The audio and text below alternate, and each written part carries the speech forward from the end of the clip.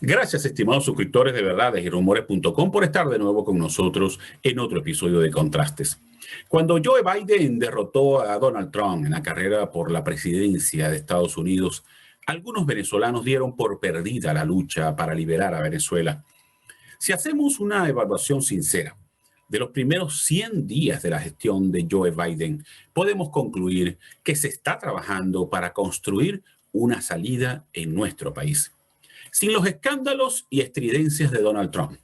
Pero hay un esfuerzo en alianza con la Unión Europea para unir las piezas que permitan armar la solución a una crisis que dejó de ser un asunto doméstico para convertirse en un tema mundial. ¿Insistirán en la solución? Sin duda que sí, porque Venezuela se transformó en un problema que amenaza la paz regional. ¿Por qué? No solo por la masiva migración de venezolanos que huyen de la crisis, sino por su papel como epicentro del narcotráfico y el terrorismo internacional. Pero además es el centro de operaciones de la expansión rusa, iraní y China en el continente. ¿Todo eso le conviene a Estados Unidos? No. Y por eso debemos mantener la esperanza de que la comunidad internacional impulsará una salida a la crisis. Venezuela merece ese nivel de atención. Mantengamos la esperanza. Al regreso, converso con Antonio de la Cruz, un venezolano amplio conocedor de la situación política en los Estados Unidos. Ya regresamos.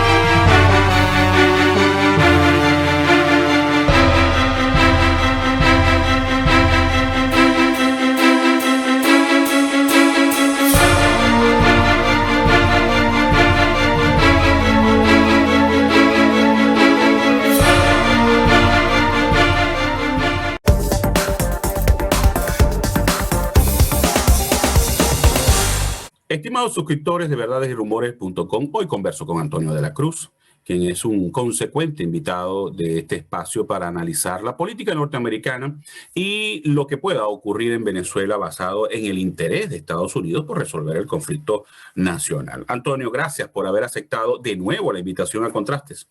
Muchas gracias, Darwin, por la invitación. Un placer siempre.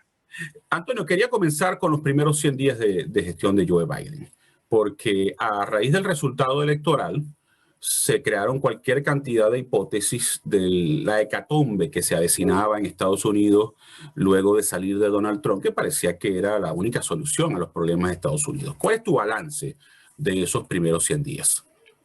Bueno, lo primero que hay que decir es que la nueva administración, Joe Biden, coloca a Estados Unidos otra vez en el tablero mundial. Él dice, estamos de regresos. Y en ese sentido, él busca una política concertada con el resto de los países de Occidente, básicamente la Unión Europea. Entonces, en ese sentido, él avanza con una política en la que él considera, estoy hablando internacional, en la que él considera que puede tener un mayor efecto y Estados Unidos tiene que estar en el centro de ese tablero, y de ahí regresa a la Organización Mundial de la Salud, regresas a los acuerdos de la Unión Europea juntamente con Irán para tratar de buscar una solución al problema nuclear con Irán, y él empieza a volver a tener, hace el señalamiento a Rusia sobre Crimea y todo el posicionamiento que tiene Rusia alrededor de Ucrania, y ahí son bastante contundentes, sobre todo porque es Rusia, y después podemos hablar un poquito de eso, y también le dice a China que necesita que vea la cuestión de derechos humanos tanto internamente con Hong Kong como con los hutus que ellos tienen ahí en esa región, que ellos realmente vienen maltratando, ¿no? En el punto de vista de la violación de los derechos humanos. En ese sentido, su política exterior está muy orientada a los intereses de derechos humanos y los valores de la democracia, pero y cambio climático. Eso es básicamente su política. Y regresa al Club de París, pues ese también es muy importante, pues regresa a los acuerdos de París, no el club, a los acuerdos de París, y ahí vuelve otra vez al cambio climático, que por cierto tuvo una reunión hace una semana, un jueves de la semana pasada. Entonces, allí él posiciona otra vez a Estados Unidos. Desde el punto de vista del manejo de la pandemia, que había sido el lado flaco de Trump a lo largo de todo su año electoral, porque bueno, a Trump lo tenían muy encausado a que él no lograba salir de esa situación y le contaban los muertos como si fuera una parte de guerra. Biden cambia la narrativa, cambia la parte del parte de guerra por los vacunados.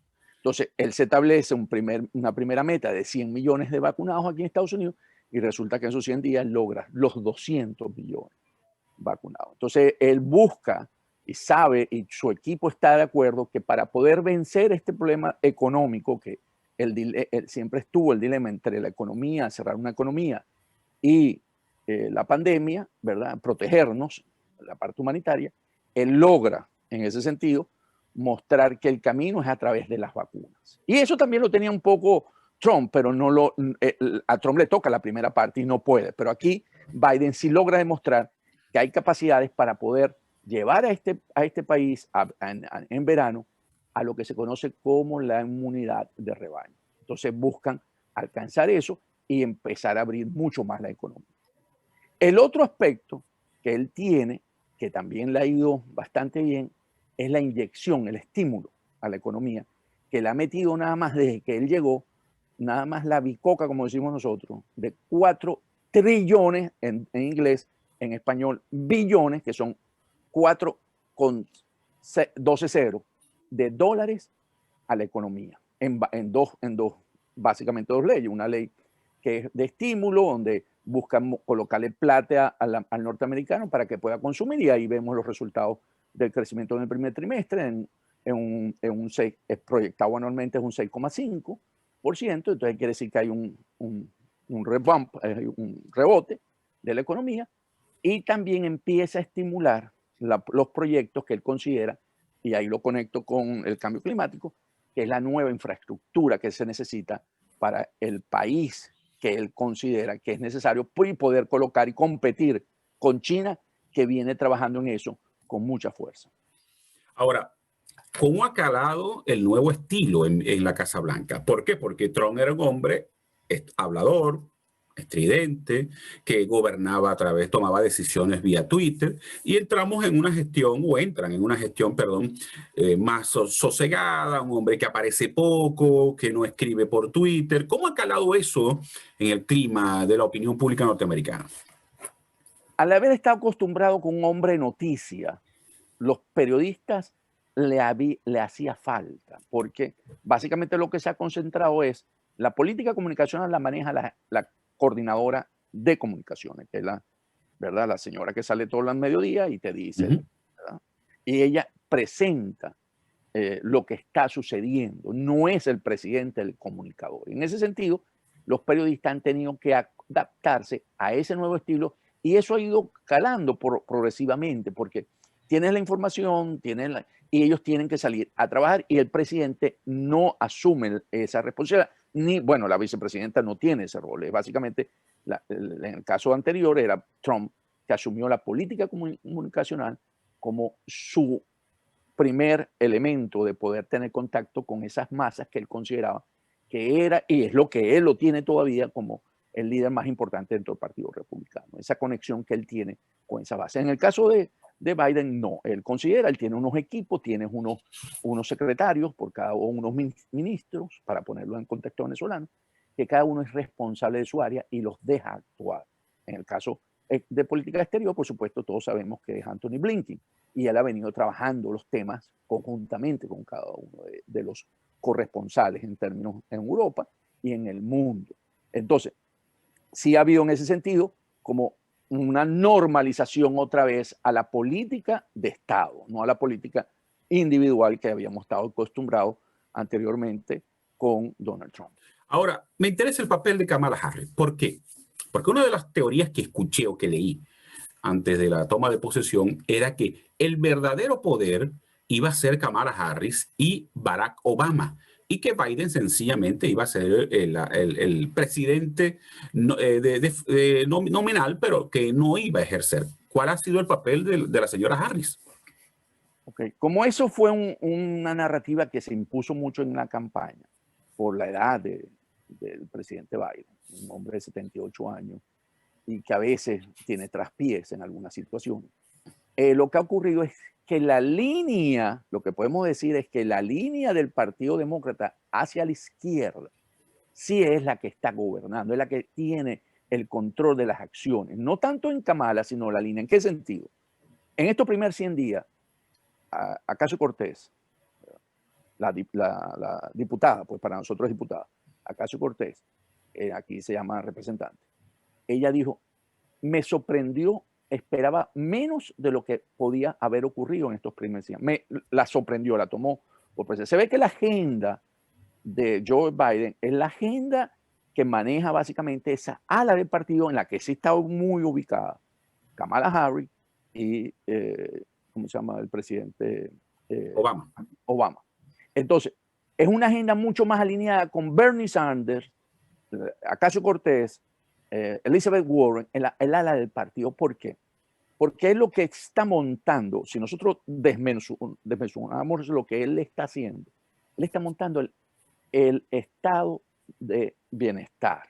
En Estados Unidos el estado de bienestar no era hasta la llegada, vamos a esperar que terminen todas las leyes, pero hasta la llegada de Biden no tenía una presencia fuerte. Aquí el hombre tenía que buscar cómo sobrevivir a la realidad americana.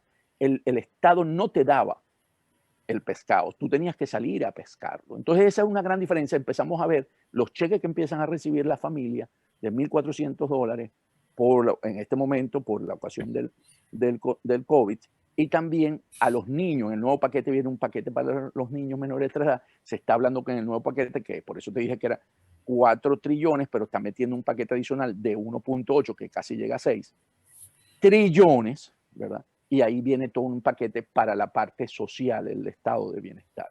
En ese sentido, él pareciera que fuese esa transición, cuando digo él, es el presidente Biden, de lo que quieren posicionar en estos primeros 2 años para dejar un estado de bienestar bastante avanzado y que el norteamericano no le dé temor votar por esa línea de pensamiento que es aquí se conoce como la ala izquierda del Partido Demócrata. Entonces buscan que a través de los beneficios el ciudadano común empiece a entender que el Estado es responsable de mi felicidad, que es muy difícil aquí en Estados Unidos, porque aquí cada quien se busca la vida para poder ser feliz. Ahora, ¿qué papel o qué importancia ha tenido Venezuela en esos primeros 100 días? Porque, por ejemplo, muchos creíamos, me incluyo, que Venezuela no iba a ser una prioridad o algo importante en esos primeros 100 días ante los problemas que heredaba el señor Biden.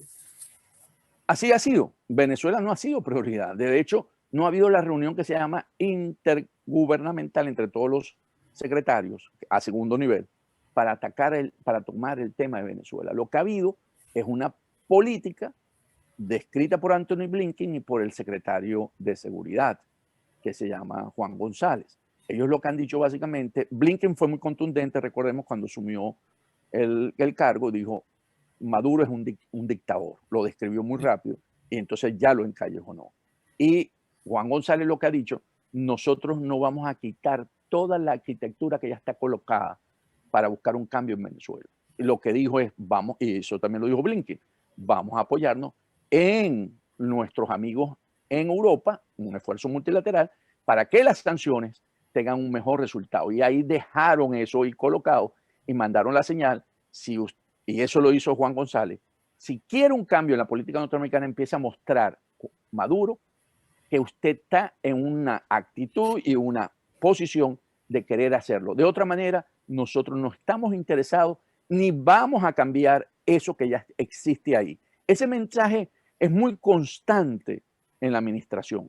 Hasta ahora, en los primeros 100 días, ellos han dicho, Venezuela tiene que buscar su solución internamente. Maduro, si quiere que nosotros le ayudemos con la situación de las sanciones, tiene que mostrar que él está en un proceso que es real, no un proceso de pañitos calientes, porque ayer soltaron a los de Citgo casa por cárcel y creen que eso es una señal que están dando aquí. No, no es una señal realmente, es algo que hicieron y que deberían hacer porque aquí se considera que esos señores han sido juzgados indebidamente. Por lo tanto, ellos no consideran que eso es un paso importante.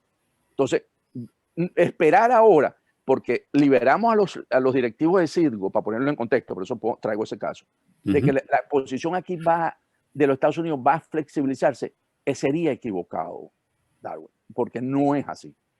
Ahora, en el próximo segmento, Antonio, quisiera tocar el tema de qué es lo que viene en los próximos meses a partir de que ya la gestión de Joe Biden, perdón, parece haberse estabilizado inicialmente, que parece una tarea bastante complicada. Hagamos una primera pausa, ya regresamos. Okay.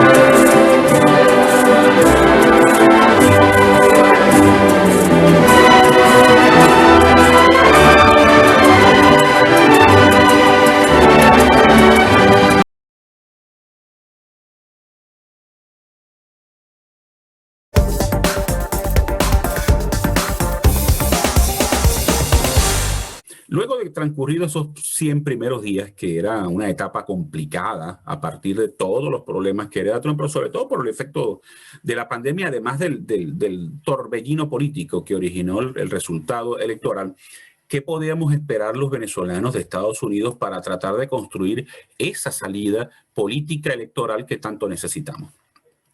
Ok, aquí teníamos que vernos, pasaron 100 días, ya nos ubicamos en el verano, rápidamente, para ponerlo muy rápido. O sea, y aquí hay elecciones nuevamente, lo que se conoce de medio término, en noviembre del 2022. O sea, que quedaría año y medio para esa elección. Entonces, el enfoque es un enfoque político porque hay que sostener la Cámara de Representantes, que sería la Cámara de Diputados nosotros, y la Cámara de Senadores, porque si no, las leyes que él viene impulsando podrían tener un retroceso. Y en ese sentido, quieren también reforzar cambiar la correlación de fuerza en la Corte Suprema de Justicia. Entonces, aquí Biden, que viene a buscar en estos próximos 6 meses, porque ya la campaña en enero, febrero del próximo año para midterm es muy fuerte y no tiene ya tanto juego político, porque todos los candidatos andan buscando su reelección, no todos, un tercio, recordemos, en el Senado, y en los representantes, si son todos, se vuelven a validar. En ese sentido, entonces tenemos que ver Venezuela como un factor político, como lo vio Trump. Entonces aquí hay que agregar, que no lo pusimos en la primera parte, que es que a los venezolanos se le otorgó el TPS por esta administración, que es una solución para la parte de arreglar los problemas migratorios en este país. Entonces Biden, en esa visión política, da el TPS, viene con una política de migración importante, aunque es su punto más débil dentro de estos 100 días, porque ha mostrado que ha habido un exceso, un desbordamiento en la frontera, y eso ha causado malestar porque han sido acogidos en lugares que realmente él, que ha buscado una parte de derechos humanos, está mal manejado. Entonces ahí es donde ha estado mucho más débil en su gestión de estos 100 días. Su punto débil podemos decir que es la migración. Entonces, ¿qué tenemos para Venezuela? Veamos entonces Venezuela en ese contexto. Es un contexto político, son los votos de la Florida, son los votos en Texas. ¿Cómo ellos piensan manejarlo? Mantienen la presión, ¿verdad?, con las sanciones, buscan que el régimen de Maduro pueda entender que tiene que generar una dinámica interna propia que genere una señal que los Estados Unidos puedan decir, ok, aquí hay un proceso que consideramos que los venezolanos están tomando sus decisiones y nosotros vamos a relajar la parte o a flexibilizar la parte de las sanciones porque se necesitan para poder recuperar el país. Entonces, va a ser otra vez político porque estamos metidos en una campaña para el midterm election. No va a tener una excusa en ese cambio. Van a buscar a través de Europa, aquí va a ser muy importante la Unión Europea, que siga ejerciendo presión para lograr llevar a Maduro a una situación en que entienda que solo así puede resolver la situación interna. Ahora falta que Maduro quiera jugar ese juego. Estoy diciendo el de aquí, ¿okay? No el de allá. Entonces, claro, él va a tratar y van a seguir canalizando, porque además en la región hay elecciones importantes que ellos van a tener que dar esa lectura. Perú, ¿verdad? Que está a la vuelta de la esquina. Tenemos los procesos en Chile, que también son importantes. Y tenemos en el 22, que ya ahí sí se le escapa, Colombia y Brasil. Entonces, ahí a lo mejor en ese sentido van a tener, porque Venezuela sí es un jugador en ese procesos electorales de América del Sur, porque en lo contrario, Venezuela que está jugando fortalecer nuevamente el continente o el América del Sur con países que sean favorables a su política del socialismo del siglo XXI. Quieren rescatar de alguna manera otra vez esos espacios que habían perdido en las elecciones anteriores. Entonces yo creo que es un juego político por la parte de la administración Biden en términos de ver cómo los votos ellos logran sostenerlo. Ellos perdieron representantes en la Florida, demócratas, que quieren recuperar. Y entonces va a haber una dialéctica en la que aprieto, veo qué pasa en Venezuela, tengo un mensaje político a los venezolanos aquí, me interesa mantenerlo, y en ese momento podríamos decir que Biden va a seguir en ese juego que hasta ahora ha sostenido. Ahora, siendo un poco escéptico, ¿por qué le interesa a Estados Unidos, o por qué le interesaría a Estados Unidos resolver el problema Venezuela, o resolverle el problema a los venezolanos? Tomando en cuenta que tiene problemas con China, problemas con Rusia, problemas internos, tiene que reflotar la economía y además darle más tranquilidad al pueblo norteamericano luego de todo lo que ha venido ocurriendo. ¿Por qué? ¿Por qué Venezuela es importante? Venezuela es importante porque en la Florida se ha convertido con los cubanos, los ecuatorianos, en aquel momento cuando que hay una buena población en la Florida, y en los países y en los estados fronterizos, logren tener un mensaje de que ellos sí quieren resolver. No es que van a resolver, sino que ellos, como dijimos al principio, dijeron, aquí hay una arquitectura que nosotros no vamos a tocar. Esto le debe llevar a Maduro en algún momento a entender que mientras él no cambie de su posición de seguir aferrado al poder, nosotros tampoco vamos a aflojar.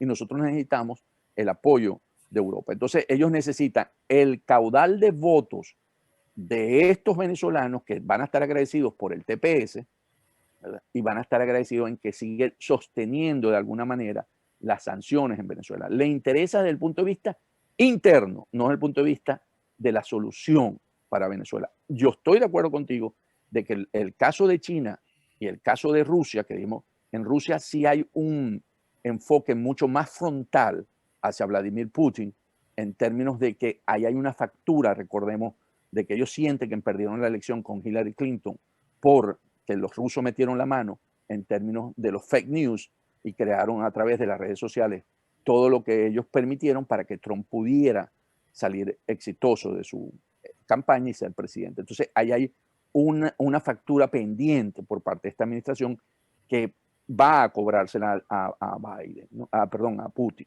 Y en el caso de China, la lucha sí es por la hegemonía mundial, porque China la tiene muy clara.